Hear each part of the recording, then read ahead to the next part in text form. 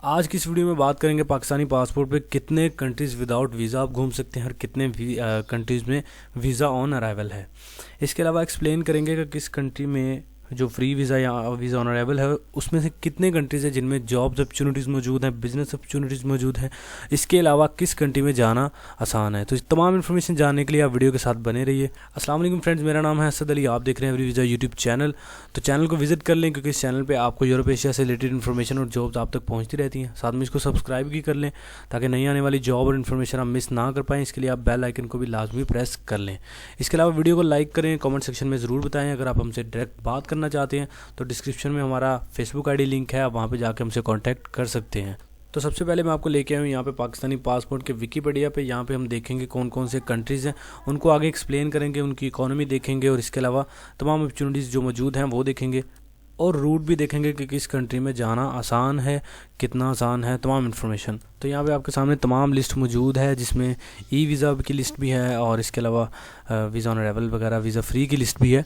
सबसे पहले Benin country है जिसका ई वीज़ा भी है और वीज़ा ऑन अराइवल भी है। अच्छा, सबसे पहले बेनिन को एक्सप्लेन करते हैं कि बेनिन की क्या इकोनॉमी है और जाना कितना आसान है। सबसे पहले मैं यहाँ पे एक बात दोबारा वाज़िया करूँ, मैंने पिछली वीडियो में वाज़िया की थी कि वीज़ा ऑन अराइवल का मकसद ये नहीं है कि आप पासपोर्ट उठाएं, अपना फ्रेश पासपोर्ट हो तो आपको वीज़ा ऑन अराइवल मिल जाएगा। ऐसे मेरे भाई बिल्कुल नहीं होता, क्योंकि वीज़ा ऑन अराइवल है या वीज़ा फ्री हमेशा वो कंट्रीज़ देते हैं जिनकी इकोनॉमी काफ़ी डाउन होती है और वो सिर्फ इसलिए वीज़ा ऑन अराइवल या फ्री करते हैं कि लोग यहाँ पे किसी भी किस्म के लोग कहीं भी कंट्री से आ जाएं और यहाँ पे आके इन्वेस्टमेंट करें, तो ताकि हमारे लोकल्स को जॉब मिल सके। तो वो इसलिए वीज़ा फ्री या वीज़ा ऑन अराइवल करते हैं और उनको किसी कंट्री से हमदर्दी नहीं होती, पाकिस्तान, इंडिया या किसी भी और कंट्री से हमदर्दी उनको नहीं होती।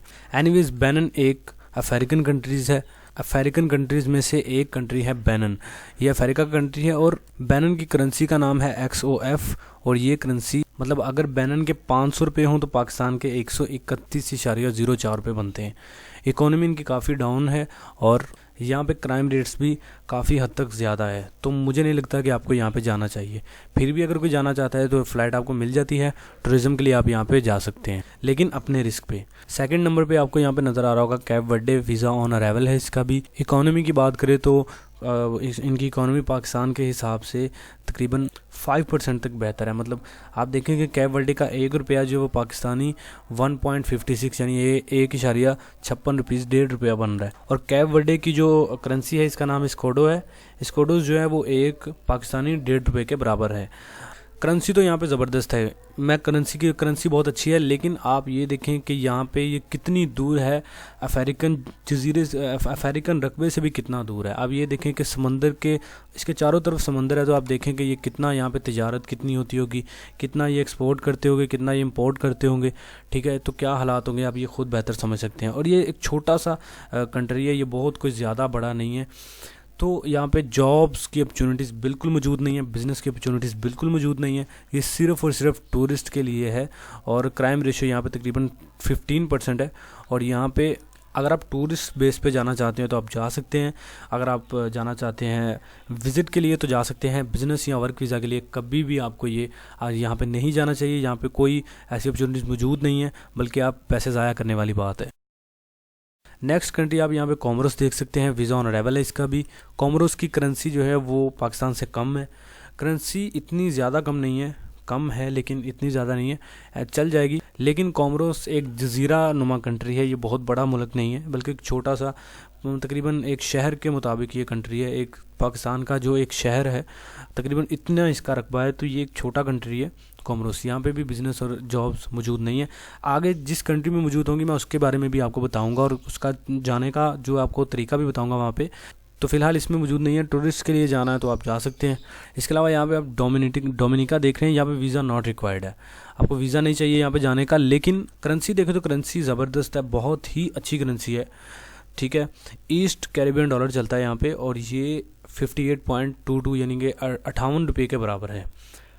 यहाँ का ईस्ट कैरेबियन डॉलर 1 रुपया पाकिस्तानी 58 रुपये के बराबर है। लेकिन यहाँ पे जॉब्स, बिज़नेस सब कुछ मौजूद है। अगर आप जॉब्स लेना चाहते हैं तो डोमिनिका में जॉब्स काफ़ी हद तक मौजूद हैं। कंपैरिजन टू जितने मैंने पीछे आपको कंट्रीज अभी बता चुका हूँ उनसे डोमिनिका में जॉब्स मौजूद हैं। लेकिन मेन मसला होता है डोमिनिका में आना कैसे है। यूट्यूबर्स तो आपको वीडियो में लेके आ जाते हैं कि बस आपने यहाँ से यहाँ दाखिल होना है, यहाँ से यहाँ पे। जब आप वीडियो से बाहर आते हैं तब आपको पता चलता है यार मैं तो पाकिस्तान में ही हूँ, अदरवाइज़ आपको वो डोमिनिका पहुँचा देते हैं। तो यहाँ पे डोमिनिका आने के लिए सबसे पहले आपको पाकिस्तान से यहाँ पे ब्राज़ील आना पड़ता है या फिर सुरीनाम आना पड़ता है। इन दोनों का आपको ट्रांजिट वीज़ा लेना पड़ता है। उसके बाद आपका सबसे पहले आपको वीज़ा अप्रूवल लेटर चाहिए होगा डोमिनिका का, ऑनलाइन आपको मिल जाएगा। उसके बाद आपको ब्राज़ील का या सुरीनाम का ट्रांजिट वीज़ा चाहिए। यहाँ से फिर आपकी फ़्लाइट आगे जाएगी डोमिनिका में, ठीक है। ये तरीकाकार है। तो अगर आप जाना चाहें तो आप अपनी सर्च के मुताबिक जा सकते हैं, ख़ुद भी सर्च करें। वीज़ा ऑन अराइवल के लिए क्या रिक्वायरमेंट्स है वो मैंने बता रखी हैं पिछली वीडियो में, आप देख लीजिए। और ब्राज़ील सुरीनाम के ट्रांजिट के लिए आपको कौन सी रिक्वायरमेंट्स चाहिए वो भी आप डिस्क्रिप्शन में लिंक दे दूंगा, आप वहाँ से जाके देख सकते हैं। गायना बेसू है ये वीज़ा ऑन अराइवल है, इसका भी यहाँ पे आप देख सकते हैं। लेकिन यहाँ पे जाना यार फजूल है, करेंसी बहुत ही लो लेवल की है। वहाँ का 2000 पाकिस्तान के 130 रुपये बनते हैं, तो मुझे लगता है वहाँ पे नहीं जाना चाहिए। इसलिए इसकी डिटेल में भी नहीं जाते क्योंकि वहाँ पे जॉब्स और बिज़नेस भी नहीं है। हेटी जो है वो डोमिनिकन रिपब्लिक के नाम से कंट्री है, उसके पास है। डोमिनिका और चीज़ है, डोमिनिकन रिपब्लिक और चीज़ है, ठीक है। तो पाकिस्तानियों के लिए डोमिनिका का वीज़ा फ्री है, डोमिनिकन रिपब्लिक का नहीं है। एक ये मिसअंडरस्टैंडिंग रहती है जो यहाँ पे मैंने क्लियर कर दी है। हेटी की करेंसी ठीक है 1.63 है, पाकिस्तान से ठीक है। लेकिन यहाँ पे जॉब्स जो हैं वो सिर्फ हाई क्वालिफाइड या प्रोफेशनल बंदों के लिए है। हेटी में जॉब सिर्फ प्रोफेशनल बंदों को मिलती है, आम बंदे को वहाँ पे जॉब नहीं मिल सकती। बिज़नेस के लिए आप ट्राई कर सकते हैं यहाँ पे। तो हेटी के फ्री वीज़ा के लिए आप पाकिस्तान से पहले अप्रूवल ले लें ताकि आपको इमिग्रेशन वाले तंग ना करें वहाँ पे जाके। तो आप अप्रूवल लेटर लेने के बाद कोलंबिया या पेरू का ट्रांजिट लें, तो उसके बाद आप हेटी में जा सकते हैं। यहाँ से आपकी फ़्लाइट हेटी में आपको पहुँचाएगी। ये रूट है हेटी का। इसके अलावा कीनिया का वीज़ा ऑन अराइवल है, तो यहाँ पे जाने का फ़ायदा नहीं है, इसलिए यहाँ पे तफसील में जाने की भी ज़रूरत नहीं है। इसके अलावा यहाँ पे मदागास्कर है, यहाँ पे भी ई वीज़ा भी है, वीज़ा ऑन अराइवल भी है, लेकिन यहाँ पे भी कुछ ख़ास जॉब्स नहीं है, ना ही बिज़नेस के लिए अच्छा है। बाकी टूरिस्ट के लिए जाना चाहते हैं तो वो आप पे डिपेंड करता है। तो ये देख लीजिए यहाँ पे मौजूद है, इसमें जाने का फ़ायदा नहीं है। मालदीव्स में वीज़ा फ्री ऑन अराइवल है, लेकिन ये भी टूरिस्ट के लिए ठीक है, बिज़नेस जॉब के लिए आप नहीं जाएँ वहाँ पे।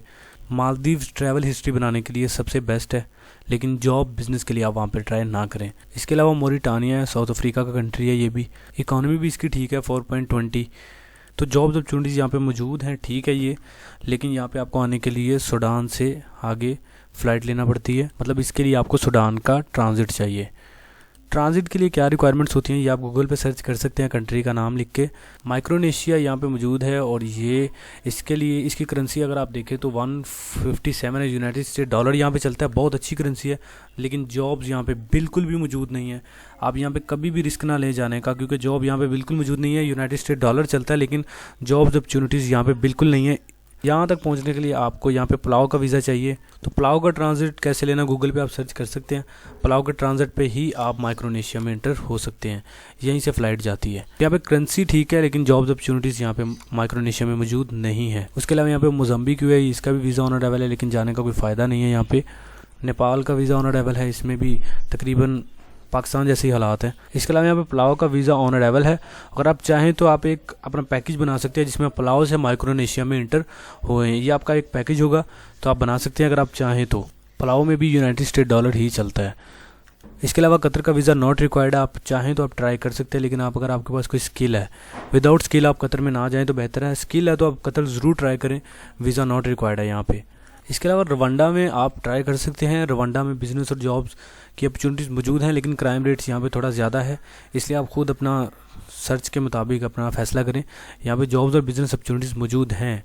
वीज़ा ऑन अराइवल है, अप्रूवल लेटर लेके आप यहाँ पे जाएँ। तो अगर आप यहाँ पे जाना चाहते हैं तो युगांडा का भी वीज़ा ऑन अराइवल है, तो आप युगांडा और युगांडा को दोनों का एक पैकेज बना के फिर वहाँ ट्रैवल करें तो शायद आपको फ़ायदा भी होगा और आपकी काफ़ी मालूमात में भी इजाफा होगा और ट्रैवलिंग में भी आपको काफ़ी आसानी पैदा होगी। इसके अलावा यहाँ पे साइशलेस है, शुमाली है, तो यहाँ पे जाने का फ़ायदा नहीं है, यहाँ पे आप ना जाएं।